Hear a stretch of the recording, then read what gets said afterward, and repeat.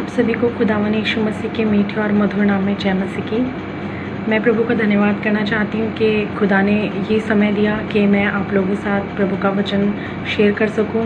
और मैं धन्यवाद करती हूँ प्रभु का कि प्रभु ने पूरे दिन संभाले रखा और ये इतना अच्छा समय दिखाया कि मैं इस जगह बैठी हूँ। खुदा ने मुझे इस लायक बनाया कि मैं उसके वचन से कुछ बातें आपके साथ शेयर कर सकूँ। मैं प्रभु का धन्यवाद करना चाहती हूँ। मैं आप सबके सामने वचन से पढ़ने के लिए निकालूंगी सबोपदेशक 11 उसकी 9 आयत में लिखा है, हे जवान अपनी जवानी में आनंद कर और अपनी जवानी के दिनों में मग्न रह। अपनी मनमानी कर और अपनी आंखों की दृष्टि के अनुसार चल, परंतु ये जान रख कि इन सब बातों के विषय प्रभु तेरा न्याय करेगा। प्रभु ने हमें हर एक परेशानी से, हर एक विपत्ति से बचाया। हमेशा जब भी हम मुसीबत में होते हैं, जब भी परेशानियों में होते हैं तो हम प्रभु को याद करते हैं, लेकिन जब हम खुश होते हैं हम कभी भी प्रभु को याद नहीं करते।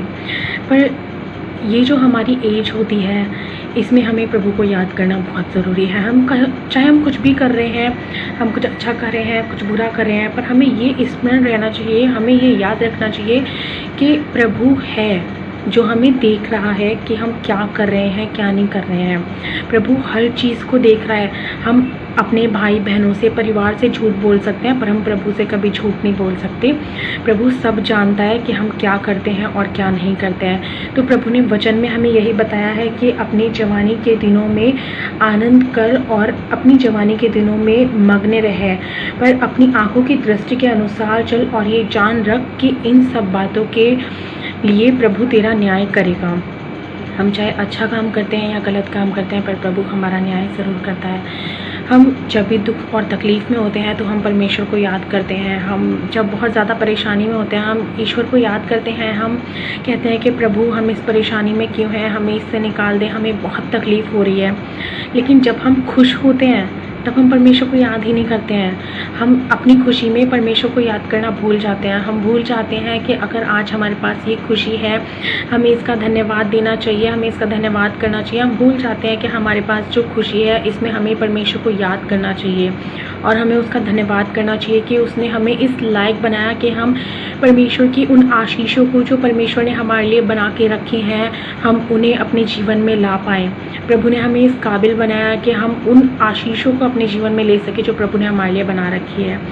मैं प्रभु का धन्यवाद करना चाहूँगी कि प्रभु हमें हर रोज़ अच्छी नींद सुलाता है और हर रोज़ सुबह उठाता है कि हम वो सुबह देखें जो परमेश्वर ने हमारे लिए बनाई है। हम वो सुबह देखें जिसमें परमेश्वर ने ये लिख रखा है कि हम इस सुबह को उठेंगे और हम परमेश्वर के वचन को फैलाएंगे, हम परमेश्वर के वचन के लिए कार्य करेंगे। हम भूल जाते हैं कि परमेश्वर ने हमें इस दुनिया में क्यों भेजा। हम भूल जाते हैं कि परमेश्वर ने हमें अपनी स्तुति करने के लिए भेजा है।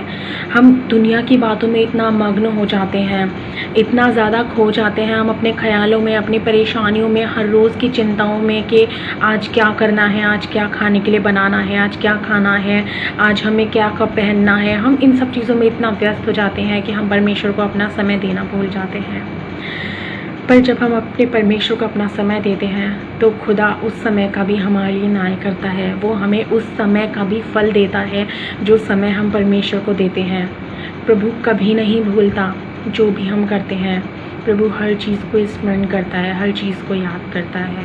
मैं एक और वचन आपके सामने बाइबल से पढ़ूँगी। सबोपदेशक चैप्टर 12 उसकी 13 to 14 वर्स यहाँ पे इस प्रकार से लिखा है, सब कुछ सुना गया और अंत की बात यह है कि परमेश्वर का भय मान और अपनी उसकी आज्ञाओं का पालन कर, क्योंकि मनुष्य का संपूर्ण कर्तव्य यही है। क्योंकि परमेश्वर जब सब कामों और सब गुप्त बातों का, चाहे वो भली हो या बुरी हो, न्याय करेगा। हर एक चीज़ देखी गई है, परमेश्वर ने सब कुछ देखा है। हमने अपने जीवन में क्या करा है, क्या नहीं करा है, कितना अच्छा करा है और कितना बुरा किया है, परमेश्वर ने सब कुछ देखा है। और एक दिन वो आएगा जब परमेश्वर उन सब भली और बुरी वस्तुओं का, हर एक बुरी और भली बात का न्याय करेगा। परमेश्वर आएगा और वो उन सब चीज़ों को देखेगा जो आज तक हमने अपने जीवन में करी है।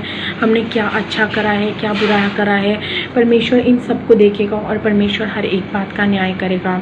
तो हमें सिर्फ ये याद रखना है कि हमें अपनी और प्रभु की दृष्टि में हमेशा अच्छे बनकर रहना है। कभी हमें कुछ गलत नहीं करना है, हमें कभी परमेश्वर के वचन के विरुद्ध नहीं जाना है। कभी भी हमें ये नहीं सोचना चाहिए कि हमें ये वचन समझ नहीं आ रहा तो हम क्यों पढ़े।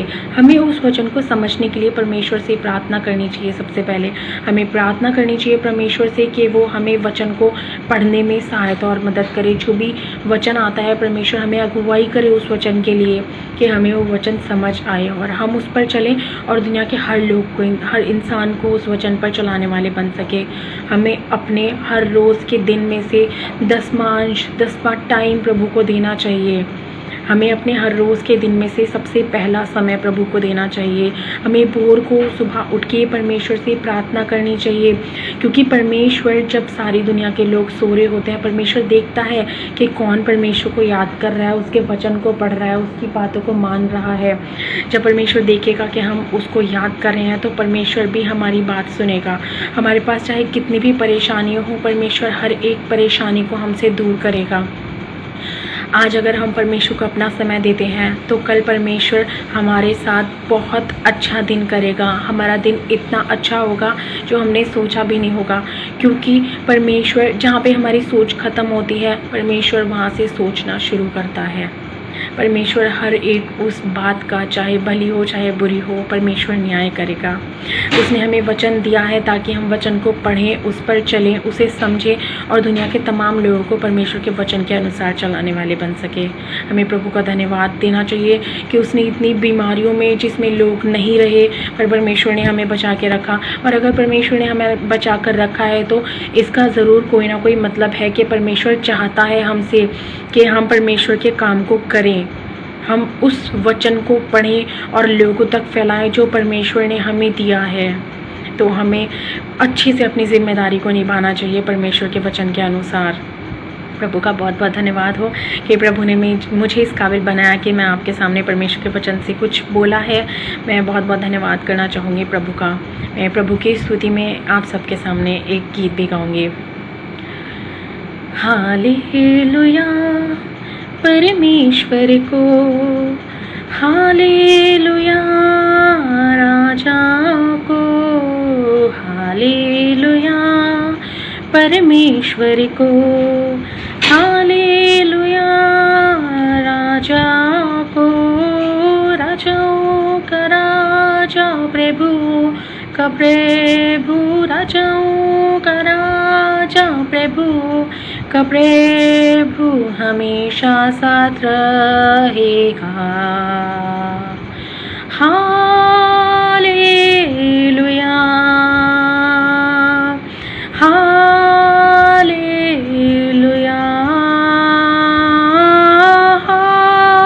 हालेलुया आराधना तुझको।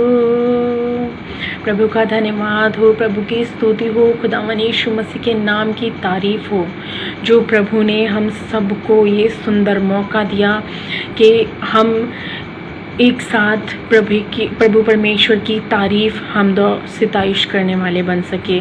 मैं प्रभु का धन्यवाद देती हूँ कि उसने हमें हर एक तकलीफ़ से, दुख से, मुसीबत से बचाकर अपनी पाक और पनाह में बनाए रखा। मैं प्रभु का धन्यवाद करती हूँ और मैं प्रभु से प्रार्थना करती हूँ कि वो हमें और समझदार बनाए उसके वचन के लिए, ताकि हम अच्छे से परमेश्वर के वचन को दूसरों तक फैला सकें, परमेश्वर के वचन को इस दुनिया के कोने कोने में फैला सकें। मैं खुदा का धन्यवाद करती हूँ। आप सभी को यीशु मसीह के मीठे और मधुर नाम में जय मसीह की।